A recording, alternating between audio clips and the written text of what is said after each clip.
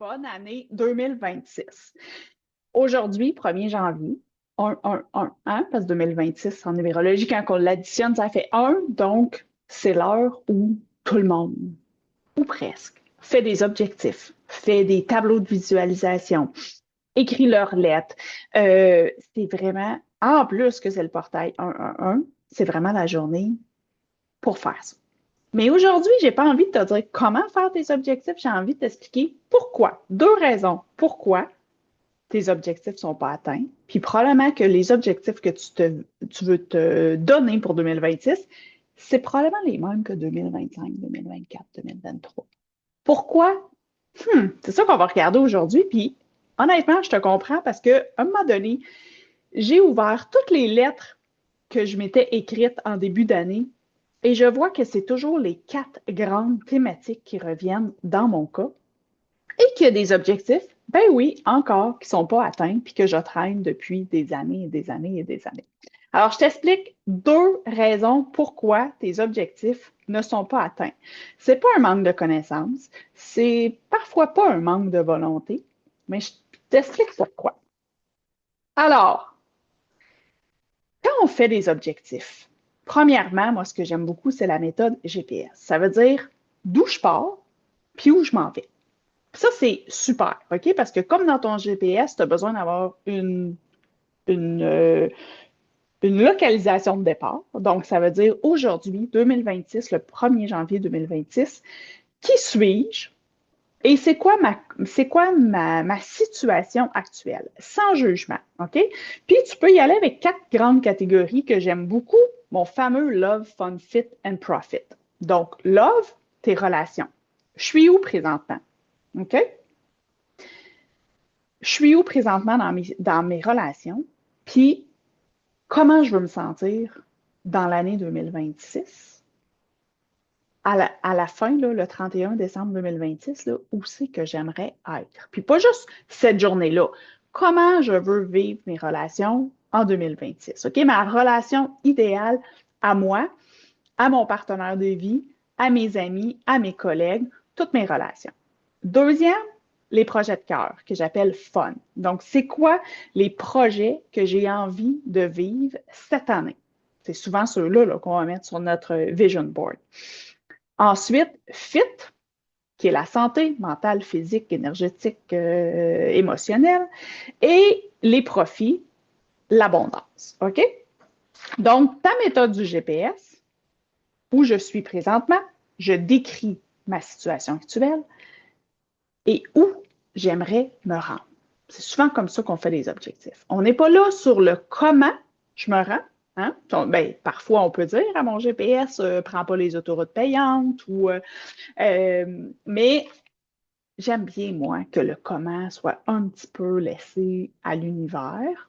Il y a certaines choses que des fois on va faire, mais j'aime bien quand on dit d'où je pars, où je veux arriver, puis on laisse la magie opérer. OK? On fait confiance à notre GPS, à moins que tu sois du genre à toujours recalculer en cours. Moi, j'aime bien faire confiance à mon GPS. Alors, je te donne les 2 raisons pourquoi, selon moi, on n'atteint pas nos objectifs et on les remet d'année en année. Le premier, c'est qu'on n'a pas la bonne cible. Je m'explique. Pourquoi tu veux arriver à cette destination-là?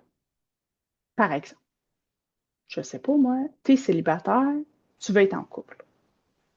Fait que ça, c'est ta situation de départ, puis ta situation d'arrivée, c'est être en couple. Mais pourquoi tu veux être en couple? Ça répond à quel besoin? Et c'est là qui est intéressant d'aller voir c'est quoi le besoin. J'avais déjà dit dans un de mes podcasts l'exemple d'une amie qui avait dit je veux partir en vacances. Puis j'avais dit pourquoi tu veux partir en vacances? Puis elle avait dit parce que je veux pouvoir me lever le matin puis euh, décider de comment qu'elle avait dit ça qu'elle avait dit je veux pouvoir juste faire qu'est-ce qui me tente ou rien avoir à faire ou je me souviens pas comment elle l'avait nommé mais puis j'avais dit OK, mais qu'est-ce qui t'empêche de faire ça aujourd'hui sans aller en voyage, en vacances? Tu pourrais te lever le matin et dire, ben, c'est une journée où je ne fais pas de plan. Mais souvent, on reporte plus tard, puis on se dit, quand je vais avoir ça, je vais pouvoir m'autoriser ça. Des fois, c'est même pas vrai. C'est juste qu'on leur pèle par plus loin. Puis d'autres fois, c'est qu'on pense que cette solution-là ou cette destination-là va me permettre de combler X besoins, puis c'est pas tant vrai. Fait que soit que si tu n'identifies pas le pourquoi, donc le besoin à combler, ben ça se peut que rendu là, tu sois déçu parce que même en ayant atteint ton objectif, tu n'as pas comblé ton besoin. Mettons, là, j'aurais décidé là, d'écrire un livre pour devenir millionnaire. Ben, si j'avais dit je veux écrire un livre, pourquoi pour être millionnaire? Là, j'aurais le goût de me challenger sur les 7 pourquoi. Pourquoi tu veux être millionnaire? Hein? Parce qu'au final, ce qu'on veut, c'est aller voir le besoin à combler. Si écrire un livre, c'était pour me sentir importante, ou si écrire un livre, c'était pour être vue, ou si écrire un livre, c'était pour communiquer mon histoire, ou le pourquoi va t'indiquer est-ce que tu es vraiment aligné avec le besoin à combler? Est-ce que cette solution-là que tu penses, mettons que tu dis je suis en appartement puis je veux avoir une grande maison. Pourquoi tu vas avoir une grande maison? Parce que je vais avoir plus d'espace parce que là, j'ai trop de stock chez nous. Ça ne te tente pas de faire du ménage. Peut-être que tu vas te sentir plus libre dans ton petit appartement, mais tu vas avoir utilisé le minimalisme, puis finalement, tu vas respirer plus parce que ça se peut que dans ta grande maison, tu en rentres 4 fois plus de stock, puis tu continues à te sentir overwhelmed parce que c'est comment tu es, parce que tu combles le vide, puis tu as toujours full stock. Fait vécu. Ça peut être, je veux une grande maison parce que je veux recevoir plein d'amis, puis moi, j'aime ça recevoir, puis ça. Qu'est-ce qui t'empêche de faire des gatherings, des activités avec des amis? Si tu dis, je veux m'acheter une grosse maison parce que je me sens seule, ça ne veut pas dire que dans ta grande maison, tu ne vas pas te sentir seule. Tu peux être entouré de plein de monde puis te sentir seule. Cette solution-là ne va pas combler nécessairement ton besoin. Alors, c'est important quand on détermine ce que j'appelle la destination dans mon GPS, dans mon exemple de GPS, mais que ce soit l'objectif à atteindre, cet objectif-là, cette cible-là, tu penses qu'elle va t'apporter quoi? Et là, en l'identifiant, ce qui est le fun, c'est que tu peux, à partir de maintenant, commencer déjà des petits pas sur ce besoin à combler. Mettons que tu dis, je veux perdre 20 livres, puis là, je te dis pourquoi. Ben, parce que je veux me sentir bien dans mes vêtements. OK. Qu'est-ce qui t'empêche de te sentir bien dans tes vêtements maintenant? C'est sûr que si tu as encore les mêmes jeans que quand tu avais 20 ans, puis tu essaies, puis tu es toujours tout pogné, ça se peut que tu ne te sentes pas super belle. Mais pourquoi tu ne vas pas t'acheter un ou deux morceaux qui te font sentir super belle maintenant, tout en travaillant ton objectif si c'est important pour toi? Mais va voir c'est quoi l'objectif à atteindre. Ça se peut que tu réalises que la cible que tu vises, c'est pas pantoute la bonne. Fait que tu vas avoir économisé du temps et de l'argent, des efforts. Puis c'est peut-être pour ça aussi que tu ne l'atteins pas, parce que si c'est pas super bien aligné avec ce que tu veux, ben, tu n'y arrives pas. Alors que si c'est parfaitement aligné avec le besoin à combler ou ce que tu veux vraiment, ça va être beaucoup plus facile à l'atteindre. Alors, ta position de départ, ta position d'arrivée, puis ta position d'arrivée, pose-toi la question, est-ce que je vise la bonne cible? Est-ce que je m'en vais à la bonne place? Puis pourquoi je veux aller à cette place-là? Ça va combler quoi d'aller là? Puis un coup que tu vas avoir identifié ça comble quoi d'aller là? Demande-toi comment, à partir d'aujourd'hui, ici et maintenant, je peux commencer à combler ce besoin qui demande d'être vu et comblé. OK? Deuxième raison pourquoi tu n'atteins pas ta cible, c'est que tout changement implique un deuil. Un deuil d'une situation actuelle et un deuil du statu quo. Mettons que tu dis, je vais arrêter de manger des chips. Pourquoi? parce que c'est pas bon pour ma santé. On s'entend-tu que si ça fait depuis 2019 que tu mets ça sur ta liste, je pense que depuis 2019, tu sais que des chips, c'est pas bon pour la santé. Fait que c'est pas un manque de connaissances.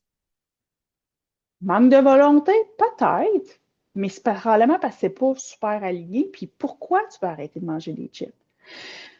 Parce que je veux rentrer dans mes jeans. OK, pourquoi tu veux rentrer dans tes jeans? Fais les 7 pourquoi? Mais parce que je vais me sentir belle. Pourquoi tu veux te sentir belle? Ben parce que je vais être attirante, parce que finalement, je vais être en couple. Ah, c'est parce que tu te sens seule, finalement. Fait que là, il faut que tu arrêtes de manger des chips pour te sentir moins seule. Hey, là, ton cerveau, il fait comme pas le lien, tu comprends? Fait qu'il n'est pas super aligné. Fait qu'à chaque fois que tu manges des chips, ouais, mais justement, c'est quand je suis seule devant la télé que je mange mes chips. Ouais, mais tu vas arrêter de manger des chips pour te sentir moins seule. Tu comprends-tu que ça marche pas? Il ne voit pas le lien, tu comprends? Puis là, le deuil, c'est que toi, si ça fait, je sais pas, depuis 15 ans que quand tu auras fini de travailler le vendredi, tu te fais un bol de chips, c'est pas tant pour les chips, c'est parce que tu es avec ton enfant ou tu es avec tes amis, puis là, c'est comme, oh, c'est le fun, il y a quelque chose de magique qui a été créé, puis là, vous mangez des chips ensemble, puis vous, comprends-tu qu'il y a un deuil à faire de ce moment-là? Hey, tu pourrais manger des raisins puis avoir le même plaisir, là. Mais toi, ton cerveau a enregistré que là, ce fun-là, je ne veux pas quitter ça. Donc, c'est un deuil à faire de cette version-là de toi ou de cette version-là de ton statu quo. OK? Et là, je vais te poser la question, c'est quoi le bénéfice secondaire à rester dans le statu quo? Parce qu'il y a toujours une bonne raison qui fait que tu ne changes pas. Parce que c'est une dualité. Tu veux changer un comportement, mais en même temps, il y a un bénéfice secondaire à ne pas le changer. Si tu ne l'identifies pas en conscience, tu vas toujours ramer à contre-courant. Si tu ne le vois pas, c'est quoi le blocage? Que ça soit une peur qui est là face au changement. Si tu dis, ouais, mais je sais pas, je dis n'importe quoi, là. Mettons, tu manges des chips avec ton enfant tous les vendredis, puis il aime ça, puis c'est le seul temps qu'il vient se coller sur toi, puis qu'il te raconte sa journée. Mettons. Hey, toi, ton cerveau a associé que si tu enlèves les chips, il ne viendra plus se coller sur toi, puis là, tu vas perdre ce bénéfice secondaire-là. Tu comprends? Puis là, après ça, quand tu regardes juste pourquoi j'arrête pas de manger des chips, parce que c'est l'exemple qu'on prend. C'est pas un manque de connaissances. Peut-être pas un manque de volonté, peut-être ou pas, mais c'est probablement un manque de connaissance de soi, de ses mécanismes, de ses patterns, de tout ce qui est bénéfice secondaire, des peurs de perdre quelque chose qui fait en sorte que tu n'atteins pas ton objectif. Si ça, tu n'en es pas conscient, c'est dans le chemin. Tu es en canot, tu as le vent de face, tu as beau essayer, puis là, tu essayes en 2019, en 2020, en 2021, en 2022, en 2023, en 2024, en 2025, en 2026, 27, 28, 29, 30. Tu vas reprendre ta feuille. Il y a combien de monde qui pourrait prendre leur feuille, faire un copier-coller sur leur objectif? Atteindre! Un jour! Un jour, je vais faire ça. C'est pas un manque de connaissances, pas que un manque de volonté, un manque de conscience de ce qui est là puis qui se joue dans le chemin. Alors, moi, je t'invite à prendre un papier, un crayon sur tes 4 grandes catégories. Love, fun, fit and profit. Tes relations, tes projets de cœur. Mets-toi pas 58 objectifs cette année, là. Tes relations, tes projets de cœur, ta santé, que ce soit physique, l'alimentation, émotionnelle, OK? Vas-y dans la globalité de la santé. Et les profits, donc ta condition financière présentement, marque combien tu as dans ton compte de banque, tes dettes, ton actif, ton passif, puis ce serait quoi ta situation de rêve. Puis pour chacun, va voir pourquoi tu veux ça. Étape numéro un, est-ce que j'ai la bonne cible? Est-ce que je réponds à quel besoin? Et est-ce que c'est la meilleure façon de répondre à ce besoin-là? Et deuxièmement, est-ce que je peux, à partir de maintenant, commencer à travailler sur ce besoin-là? Est-ce que je peux le combler différemment à partir de maintenant? Quotidiennement, est-ce que je peux travailler à combler ce besoin-là? Et deuxièmement, c'est quoi le bénéfice secondaire à rester dans ma situation actuelle? On le sait. Mettons, j'ai pas d'argent. Parfait. Mais je veux être millionnaire. OK. Mais c'est quoi le bénéfice secondaire? Peut-être pas si conscient que ça présentement à ne pas avoir beaucoup d'argent. Non, pour vrai, il va arriver quoi? C'est quoi le pire? Puis ça, c'était dans ma troisième vidéo. C'est quoi le pire qui peut arriver si tu deviens millionnaire? Ah, mais là, je ne sais pas si les gens vont m'aimer pour moi. OK. T'as peur de ne plus savoir les gens qui sont avec toi? Ou peut-être que c'est, ben, tu sais, les riches sont méchants, ou, tu sais, tu as plein de croyances, là, aussi, qui sont associées, là. On ne couvrira pas tout ça, là, dans une vidéo, mais c'est quoi le bénéfice secondaire? Mais peut-être que ça te protège, finalement. Ça te protège de ne pas faire le deuil d'un cercle d'amis ou de la peur de ce que la famille va penser ou toi-même, tes croyances face aux gens qui ont de l'argent. C'est juste de comprendre qu'il y a plein de petits cailloux, il y a plein de cônes oranges dans ton chemin entre où tu veux aller, où tu pars et où tu veux aller. Et si tu ne les vois pas, ces cônes oranges-là, ben, c'est beaucoup plus difficile. Un coup que tu en as conscience puis que tu fais le ménage là-dedans, ben là, ta volonté, ta connaissance, ta discipline, là, ça va être payant. Parce que oui, tu as besoin de passer à l'action. C'est pas tout là, de faire un tableau de visualisation, puis après ça, justement, de manger des chips devant Netflix, puis d'attendre, puis de dire, moi, je l'ai mis, là, j'ai mis mon beau RAV4 ou ma Lamborghini, je l'ai mis sur mon tableau de visualisation, puis j'attends. Hmm.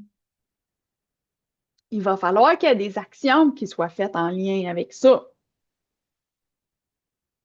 Mais si tes actions, tu as le vent de face parce que tu ne vois pas toutes les cônes oranges, les cailloux, puis tout ce qui ne marche pas, qui t'empêche d'y aller, puis souvent, c'est nous autres, nos propres limites, là, qui s'empêchent d'y aller.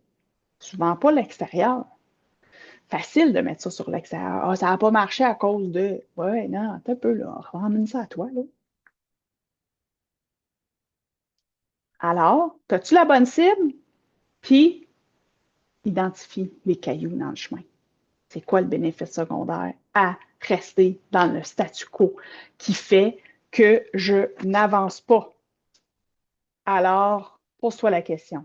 Qu'est-ce que je ne suis pas encore prête à perdre pour changer ma situation?